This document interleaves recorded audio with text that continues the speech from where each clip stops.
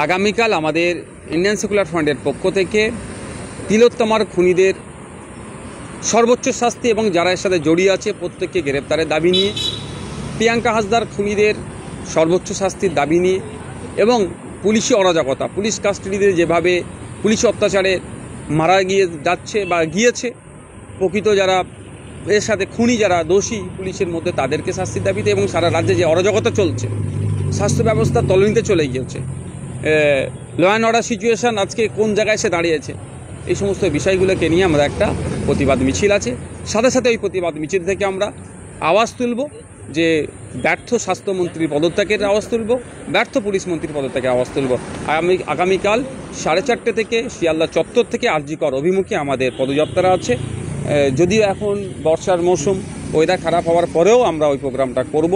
যারা আসবেন তাদের কাছে অনুরোধ এটাই, প্রত্যেককে যদি নিজের দায়িত্বে একটা করে ছাতা বা এই ধরনের করে রেনকোট বা এই ধরনের নিয়ে বর্ষাতে নিয়ে আসেন তাহলে ভালো হয়, কারণ এই সময় বৃষ্টির পানিতে ভিজলে অনেকের শরীর অসুস্থ হতে পারে।